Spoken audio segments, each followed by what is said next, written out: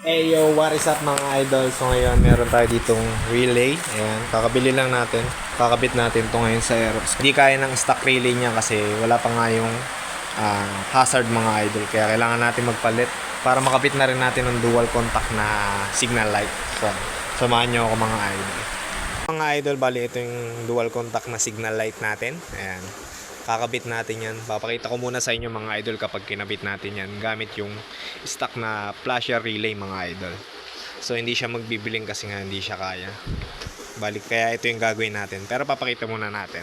Idol, sa pagtatanggal nito nga pala sa mga di lang nakakaalam, ayan, dagdag kaalaman na rin. Ayan, pipihitin nyo lang yan pa kanan mga idol, clockwise. Ayan, sabay babatakin nyo na lang. Ayan. Huwag nyo babatakin agad kasi masisira yan. May lock yan eh. So ayan, kita nyo na agad. Tatanggalin lang natin yan dahil bulb pa nga to. Ito LED na yung papalit natin. So ayan. Ayan mga idol, kita nyo naman hindi siya nagbiblink dahil nga stock relay pa yung gamit natin. So papalitan natin yan, mamaya titingnan natin.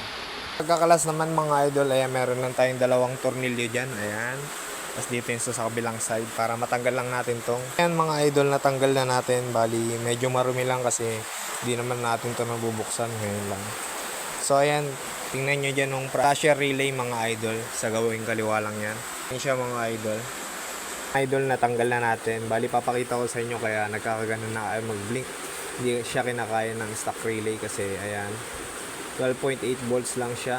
Meron siyang 10 watts times 2 lang. Ayan. Bali, ito yung papalit natin, tingnan nyo. Bali, 21 watts na siya, times 2 plus 3.4 watts. Mas kayang-kaya na to mga idol. Ayan mga idol, nakabit na natin ng bago. Bali, sa pagkakabit, di naman kayo maliligaw dyan kasi dalawang pin lang naman yan. Then, testingin na natin mga idol. Ito yung luma. Siyempre, susiyan natin yan. Sa signal light natin. Mga idol, nagbiblink na siya. Ayan, nakabit na yung dual contact na LED natin. Ayan, bali, itong ano niya mga idol, i-clip lang to sa line 1 or sa positive. Idol, umiilaw na siya yung puti niya. Then, kapag kinilik natin ng signal light, ayan, magiging signal light naman siya mga idol. Pero pag pinatay mo, ayan, puti naman siya ulit. So mga idol, ganito lang ginawa natin dyan. Bali, syempre ayan, nakakapit lang yun sa park light. Then, yung puti niya mga idol na wire, ginapang lang natin dito sa positive mga idol. Dito tayo nag-tap sa pinaka USB na charger ng Aerox. Ayan. Sa brown lang mga idol, hanapin nyo yan. Clip nyo lang yan na ganyan, goods na yan. Basta mahigpit din. Electrical tape natin para mas sure. So ayan. Then, yung isa naman mga idol, syempre kakabit sa kabila. Tapos dito nyo na lang itap mga idol para hindi na kayo magsugat doon. So ayun mga idol, mamaya update ko kayo pagtapos. Mga idol, nakabit na rin natin. Ito yung tinanggal natin. Ayan. So mga idol, papagapangin lang ulit natin yan dyan sa loob dito. Tapos dyan lulusot para makabit naman natin dito sa puti. Kasi isang ano lang yung mga idol, source. Ayan. Dito na lang natin itap para hindi na tayo magsugat sa original na wirings ng motor. So na lang natin itatap mga idol. Sa pagtatap, syempre para hindi kayo mas mahirapan, hugutin nyo lang yung mga idol. Nahugot naman niya madali lang. Para ito lang muna yung hawak nyo. Then sugatan nyo ng kaunti para mas madali nyo maklip kasi hindi siya masyadong nasusugatan kapag ito lang dito kayo umasa eh. So, hindi siya bumabaon kaya hindi siya minsan gumagana, pansinin nyo kapag nagkabit kayo. So syempre may cutter tayo. Ayan.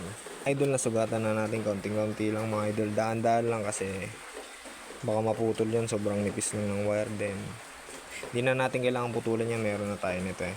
Clip lang natin yan. Goods na. Dadaloy na yung kuryente dyan. Lagyan na lang natin ng electrical tape yan para mas safe tayo. Syempre, safe naman yan pero mas safe mga idol kung may electrical tape. Then, itatire up natin yan dun sa mga wire para hindi siya gumagalaw-galaw and sumabit dito sa T-post. Ayan.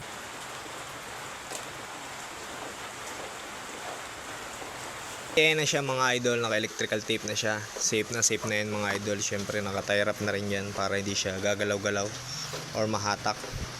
Hanggang sa ilalim yan mga idol, naka-tie up na rin. Mga idol, naka-tie up na yan dyan sa park light. Syempre mga idol, checkin natin yan kung may sasabit ba. Para mas goods kung liliko-liko kayo.